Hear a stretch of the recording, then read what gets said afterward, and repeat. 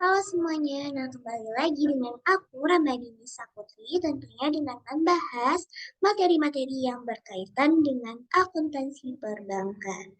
Nah, pada video kali ini aku akan membahas materi tentang operasional kartu bank, payment point, dan juga kartu garansi. Di mana pokok pembahasan kita pada video kali ini yang pertama ada pengertian kartu bank, yang kedua ada jenis-jenis kartu bank, yang ketiga ada mekanisme penggunaan kartu bank, yang keempat ada pengertian dan tujuan payment point, dan yang terakhir ada pengertian, tujuan, dan juga fungsi dari kartu garansi. Oke, baik. Kita masuk kepada pokok pembahasan yang pertama. Itu pengertian dari kartu bank. Apa sih yang dimaksud dengan kartu bank?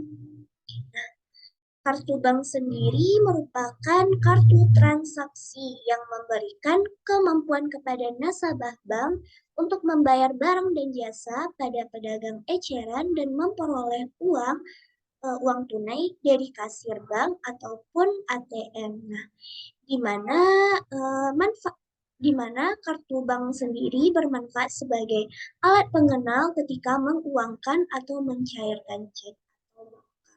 Nah, untuk kartu bank sendiri dapat berupa kartu kredit ataupun penarikan dana dan cek atau tabungan yang disebut juga dengan kartu debit. Mungkin teman-teman penasaran nih apa aja jenis-jenis dari kartu bank. Jadi, jenis-jenis dari kartu bank yaitu seperti yang aku sebutin tadi ada kartu kredit dan juga kartu debit. Nah, kartu kredit sendiri merupakan kartu yang dikeluarkan oleh bank-bank tertentu kepada pengguna sehingga penggunanya dapat membeli barang maupun jasa dari perusahaan yang menerima kartu tersebut tanpa pembayaran uang secara tunai atau yang biasa kita sebut sebagai utang. Sementara kartu debit merupakan kartu elektronik yang dikeluarkan oleh bank untuk pembayaran sekaligus untuk penarikan uang dari suatu bank tersebut. Nah, untuk manfaat dari kartu debit ini, yang pertama memberikan kemudahan dan kecepatan bertransaksi via ATM untuk penarikan tunai, transfer antar rekening, dan atau antar bank. Selain itu, khusus untuk kartu debit ini memberikan kemudahan melakukan transaksi berbelanja tanpa perlu membawa uang tunai. Selanjutnya kita masuk kepada fungsi dari kartu kredit. Fungsi dari kartu kredit yang pertama yaitu sebagai dana emergensi. Nah, di mana dana emergensi ini merupakan dana yang dapat kita gunakan untuk keperluan yang sifatnya gawat darurat ataupun yang sifatnya mendadak. Misalnya nih, kita harus operasi secara mendadak karena adanya kecelakaan yang parah ataupun ada orang tua ada yang mau melahirkan tapi belum ada biaya dan lain-lainnya. Itulah kegunaan dari dana emergensi.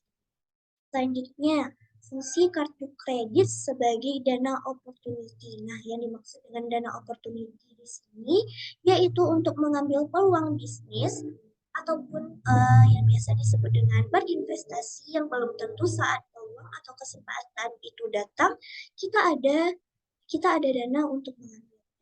Nah, yang ketiga yaitu untuk mengumpulkan semua bentuk pengeluaran belanja dalam satu tagihan.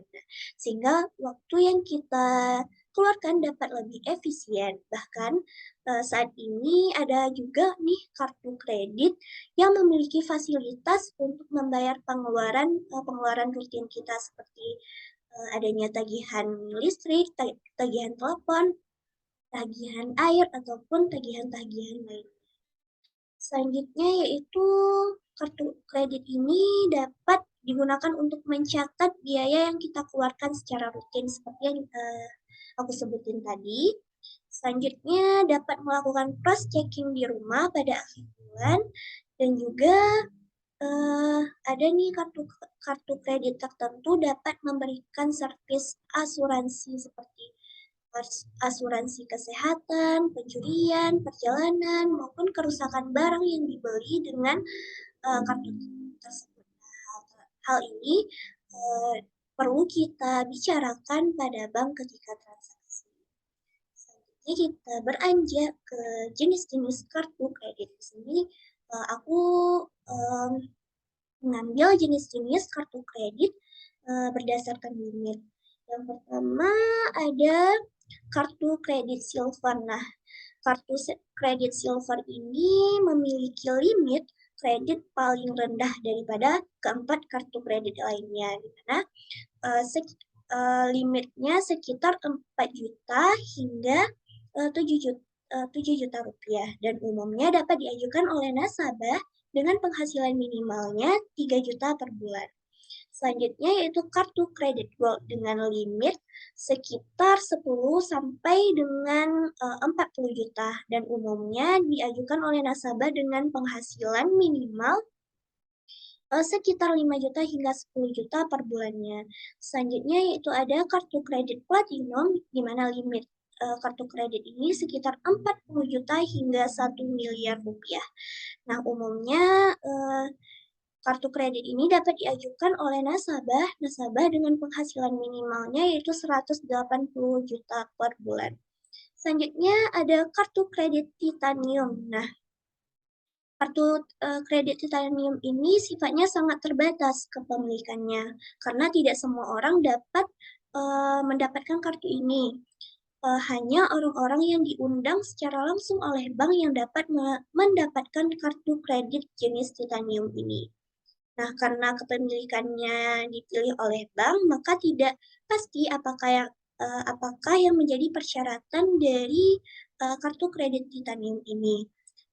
Yang pasti sudah jelas penghasilan tinggi dan catatan kekayaan mencapai nominal tertentu.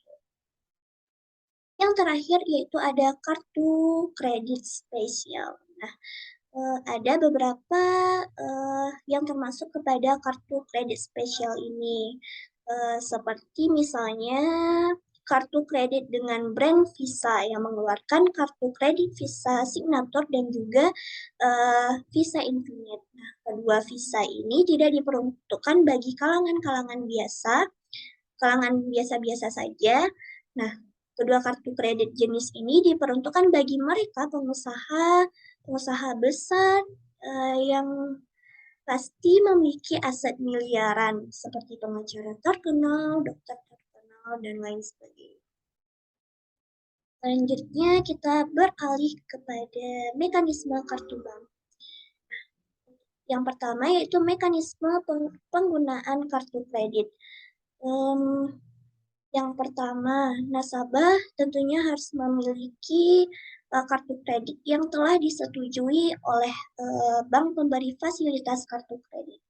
Yang kedua, bank nasabah pemegang kartu kredit melakukan transaksi dengan kartu kredit, lalu bank akan membayarkan sesuai dengan jumlah transaksi tersebut ke toko, mall, ataupun merchant tersebut.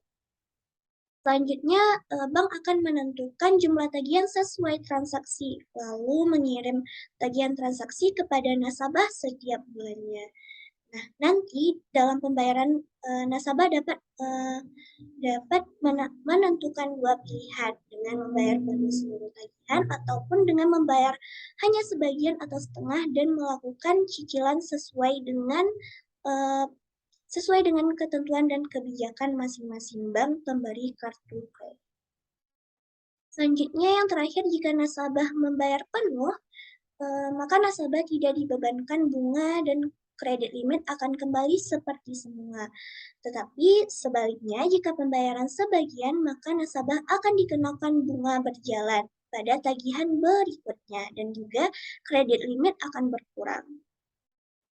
Selanjutnya, mekanisme dari kartu debit. Nah, mekanisme dari kartu debit ini terdiri dari dua.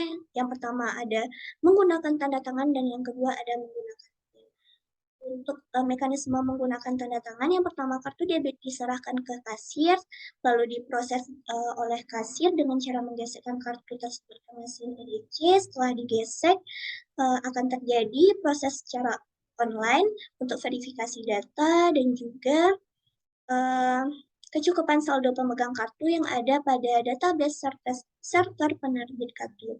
Nah, setelah adanya proses verifikasi, maka mesin EDC akan mengeluarkan bukti transaksi yang akan kita tanda tangani, lalu transaksi akan selesai. Selanjutnya yang menggunakan PIN, kartu debit kita serahkan kepada kasir untuk digesek, kemudian kasir meminta kita untuk mengisi PIN pada mesin EDC. Nah, jika PIN yang kita gunakan tersebut benar, kemudian akan terjadi proses online untuk verifikasi data. Nah, setelah proses verifikasi tersebut selesai, maka mesin EDC akan mengeluarkan bukti transaksi seperti yang terjadi pada mekanisme kartu debit menggunakan tanda tangan. Selanjutnya kita tanda tangani bukti transaksi tersebut.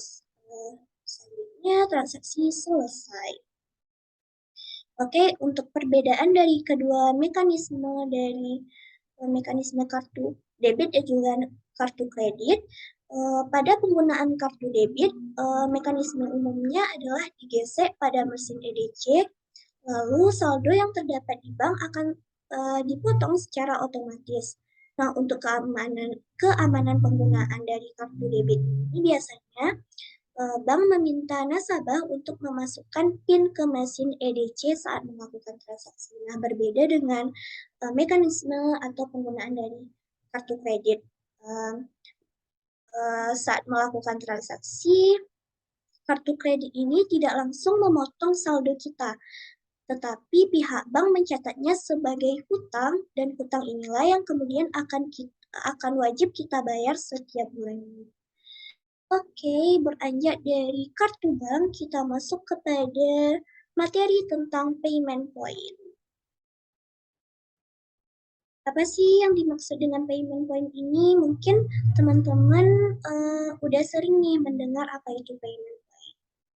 Payment point adalah salah satu jasa perbankan untuk melayani masyarakat yang akan melakukan pembayaran yang relatif rutin dan nilainya relatif kecil. Nah, seperti tagihan rekening listrik PLN, tagihan rekening telepon dari Telkom, uang kuliah, tagihan rekening air PDAM, pembayaran pajak, dan lain-lain. Nah, di mana tujuan dari payment point ini adalah untuk meningkatkan dan juga memudahkan masyarakat dalam membayar tagihan dimanapun dan kapanpun itu. Oke, kita masuk kepada materi tentang bank garansi. Nah, bank garansi sendiri merupakan jaminan transaksi dari bank untuk nasabah, di mana garansi yang dibuat tertulis dengan bentuk warkat yang dapat mengakibatkan kewajiban bank untuk membayar pihak penerima jaminan atas terjadinya cedera janji. Atau dengan kata lain, bayaran ketika tidak terpenuhnya kewajiban yang ada. Untuk tujuan dari bank garansi ini, yang pertama bagi bank, yaitu tujuannya untuk memberikan fasilitas maupun kemudahan dalam memperlancar kegiatan transaksi nasabah dalam hal mengerjakan suatu usaha ataupun proyek. Nah, nantinya bank juga akan memperoleh keuntungan dari biaya-biaya yang harus dibayar oleh nasabah, yang harus dibayar oleh kita, serta jaminan lawan yang diberikan. Sementara bagi pemegang jaminan, tujuannya adalah untuk memberikan keyakinan bahwa pemegang jaminan tidak akan mengalami kerugian bila mana pihak yang dijaminkan melalaikan kewajibannya, karena pemegang jaminan akan mendapatkan ganti rugi dari pihak perbankan yang menerbitkan bank garansi tersebut. Sementara itu, tujuan lainnya yaitu memberikan rasa aman dan ketentraman dengan berusaha, baik itu bagi bank maupun bagi pihak-pihak lainnya. Dan juga menumbuhkan rasa saling percaya satu sama lain, baik itu antara pemberi jaminan yang dijaminkan maupun yang menerima jaminan nanti. Selanjutnya, materi yang terakhir yaitu adalah fungsi bank garansi. Fungsi bank garansi yang pertama yaitu bagi kreditur ataupun bagi penerima jaminan, yaitu berfungsi sebagai jaminan terlaksananya eh, pemenuhan prestasi dalam suatu perjanjian. Misalnya bagi debitur atau bagi yang terjamin, bank garansi berfungsi sebagai sarana yang mendukung untuk pemberian jaminan kepercayaan kreditur bahwa prestasi yang menjadi hak kreditur tadi akan tetap terpenuhi pada waktunya sekalipun ia berhalangan untuk memenuhinya. Nah, fungsi dari bank garansi seperti ini dapat memperlancar transaksi yang dibuatnya. Selanjutnya, fungsi yang terakhir yaitu adalah bagi bank atau bagi yang penjamin, bank garansi berfungsi sebagai salah satu sarana untuk memberikan bantuan fasilitas berbentuk jaminan yang bertujuan untuk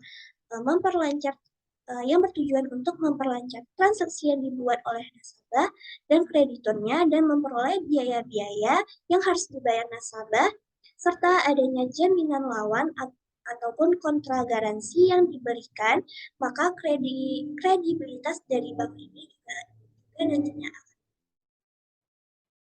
Baiklah, itu aja materi kita pada video kali ini. Mohon maaf jika aku masih terdapat kesalahan dalam menjelaskan materi karena aku masih belajar. Sekian, Assalamualaikum warahmatullahi wabarakatuh.